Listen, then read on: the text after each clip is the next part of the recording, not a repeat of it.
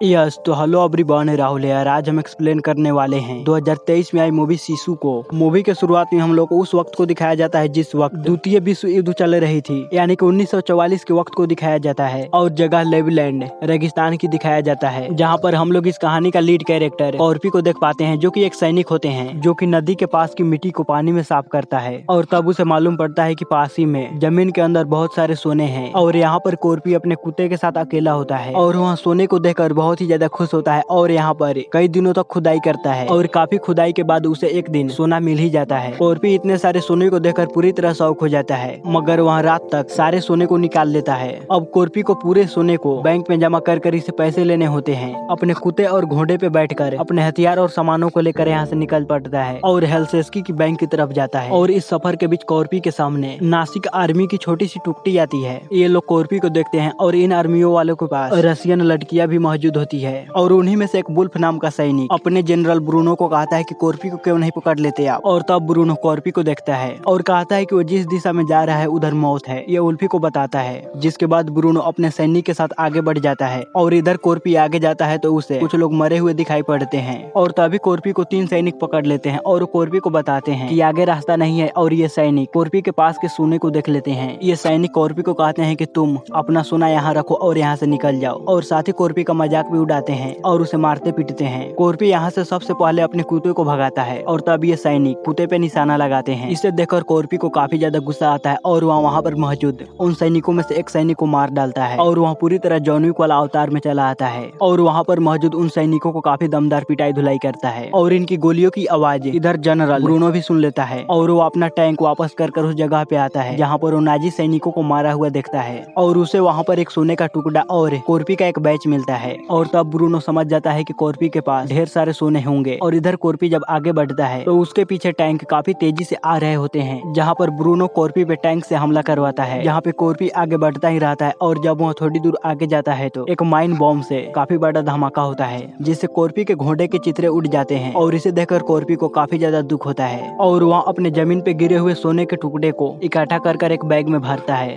और तब तक ब्रूनो अपने पूरी सेना के साथ उसके सामने आ जाता है और ये सब एक दूसरे को देखते हैं। तभी कॉर्पी वहाँ पर पड़ा एक पत्थर से माइन बॉम्ब को ब्लास्ट कर वहाँ से निकल जाता है। वहाँ पर जब ब्रूनो गोलियां चलाता है तो कॉर्पी एक शील्ड की मदद से काफी ज्यादा धुआं फैलाता है और वह धुएं के साथ गायब हो जाता है। और तब ब्रूनो अपने कुछ सैनिकों को आगे भेजता है और उसी के बिछाए माइन बॉम्ब से उसके ही आदमी मारे जाते हैं। और तब ब्रूनो 2 रशियन लड़कियों को आगे भेजता है और उनके पीछे अपने आर्मी को लेकर कॉर्पी के पीछे जाता है। और तब तक वुल्फ कॉर्पी के बारे में अपने वेश से पता लगाता है। और जब ब्रूनो कॉर्पी के बारे में पूछता है तब वुल्फ बताता है कि उसका असली नाम आदामी कॉर्पी है और ये हमें उसके बैच से मालूम पड़ा है और वो काफी खतरनाक रशियन सैनिक है। और वह अकेले एक आर्मी की टुकड़ी पे भारी पड़ा था जब आर्मी वाले सब उसकी फैमिली को खत्म कर दिए थे। और कॉर्पी को सारे रशियन अमर आदमी कहकर बुलाते हैं, मगर ब्रूनो इन सब बातों को अनसुना करता है और वो कहता है कि उसके पास जो सोना है वो मुझे चाहिए ही चाहिए, मैं उसे किसी भी तरह हासिल करना चाहता हूँ। और ये सभी सैनिक आगे बढ़ते हैं और इधर एक जगह पे कॉर्पी छुपा हुआ होता है और वह इन सैनिक के टंकी के नीचे आकर छुप जाता है और अपने ऊपर उस टैंक से ऑयल को छींटता है ताकि वे कुत्ते सब कॉर्पी को सूंघ ना पाए। और वो कुत्ते सब वहीं पे रुक जाते हैं। और कॉर्पी जब वहाँ से भागता है तब वुल्फ उसके पैर में गोली मार देता है और कॉर्पी अपनी तरफ कुत्ते को आते हुए देख खुद को आग लगाकर जला देता है और वहीं पर एक तालाब में छलांग लगा देता है। एक सैनिक कॉर्पी को तालाब के अंदर ढूंढने के लिए जाता है और तब कॉर्पी उस तालाब के अंदर उस सैनिक को मार डालता है और बोट पे मौजूद हर एक जन को मारकर वहाँ से एक डेथ बॉडी को लेकर भागता है। और जब वुल्फ की सैनिक उस पे वार करता है तो वहाँ उससे अपनी रक्षा करता है। और वहाँ पर ब्रूनो देखता है कि कॉर्पी का कुत्ता उसके पास आ चुका है तो वहाँ उसके कुत्ते को पकड़ लेता है और इधर कॉर्पी रात भर चलता है। वहाँ चलते चलते एक छोटी सी शहर के पास आता है जहाँ पर वो देखता है कि जर्मन सब इस शहर को ही जला दिए हैं। कॉर्पी एक फ्यूल स्टेशन के पास आकर रुकता है और वहाँ आराम करता है। तभी उसे बाहर उसका कुत्ता दिखाई पड़ता है और उसके ऊपर एक बम को लगाया होता है। तब कॉर्पी उस बम को हटा फेंकता है जिससे दोनों जख्मी हो जाते हैं। और तब ब्रूनो यहाँ आकर कॉर्पी को फांसी से लटका देता है और ब्रूनो कॉर्पी को सोने का एक छोटा सा टुकड़ा देता है और सारे सोना अपने पास रख लेता है और देखता है कि कॉर्पी अब मर चुका है। तब ब्रूनो वहाँ से अपने आदमियों के साथ निकल जाता है, मगर इधर हम लोग देख पाते हैं कि कॉर्पी अभी भी जिंदा होता है और वह उस खंबे के किले में फंसाकर खुद को सपोर्ट देता है। और इसी तरह सुबह हो जाती है और अगले दिन नासिक का प्लेन वहाँ आता है और उस प्लेन की हवा की वजह से वहाँ की फांसी और लकड़ी टूट जाती है। जिससे स्कॉर्पियो फांसी के फंदे से नीचे आ गिरता है और उस प्लेन के अंदर से 2 सैनिक निकलते हैं और वहाँ फ्यूल स्टेशन जाते हैं फ्यूल लेने के लिए, जिनमें से एक सैनिक स्कॉर्पियो को वहाँ घायल देखता है और वहाँ स्कॉर्पियो को मारने ही जाता है,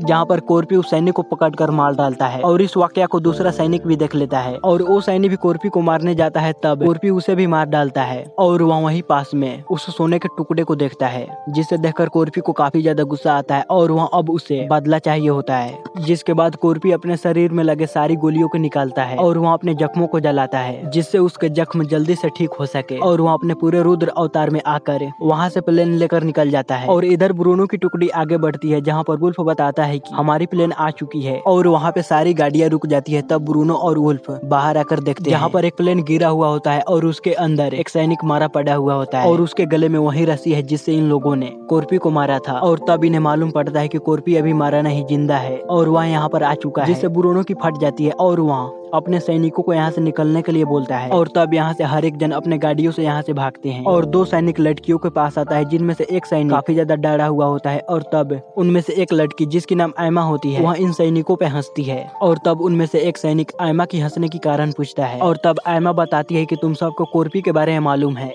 वहाँ अमर है, ये सच नहीं है बल्कि वहाँ कभी भी हार नहीं मानता, इसी वजह से वहाँ सबसे अलग और सबसे बेहतर है। जहाँ पर स्कॉर्पियो उन दोनों सैनिकों को वहीं पर मार डालकर फेंक देता है और फिर वहाँ अंदर आता है और वो एमा को हथियार देता है। इसके बाद स्कॉर्पियो उस ट्रक ड्राइवर को खत्म कर देता है और उसकी जगह एमा ट्रक चलाती है और ये लोग अपने ट्रक से अपने पास के सभी सैनिकों को खत्म कर देते हैं। और इन सब के बारे में टैंक से ब्रूनो को मालूम पड़ती है, जहाँ पे स्कॉर्पियो उनके टैंक के ऊपर चढ़ जाता है और तब वुल्फ उसे नीचे गिराता है, जिसके बाद वुल्फ और स्कॉर्पियो दोनों लड़ाई करते हैं, जहाँ पर स्कॉर्पियो वुल्फ को हरा देता है और वहाँ के 2 सैनिकों को स्कॉर्पियो डरा धमका कर उनकी बाइक को लेकर वहाँ से भाग जाता है। और तब एमा अपनी लड़कियों की सैनिकों के साथ आकर वुल्फ को पकड़ लेती है और इधर ब्रूनो टैंक को लेकर एक प्लेन के पास पहुंचता है और वहाँ अपनी आखिरी साथी को मारकर प्लेन के अंदर पायलट के साथ बैठ जाता है। और ये लोग यहाँ से निकलने ही वाले होते हैं, तभी इनके सामने स्कॉर्पियो आ जाता है और वहाँ प्लेन पे अंधाधुंध गोलियां चलाने लगता है, जिससे पायलट घायल हो जाता है। और जब वहाँ प्लेन पे चढ़ने के लिए जाता है तभी प्लेन उड़ जाती है और वहाँ उड़ती हुई प्लेन पे लटक जाता है। वहाँ अपने हथियार की मदद से वहाँ प्लेन के अंदर चला आता है और जब ब्रूनो को मालूम पड़ती है तो वहाँ स्कॉर्पियो के पास आता है और उसे काफी ज्यादा पिटाई धुलाई करता है, मगर इतने मार खाने के बावजूद भी स्कॉर्पियो अभी हार नहीं मानता, वहाँ अभी भी खड़ा रहता है।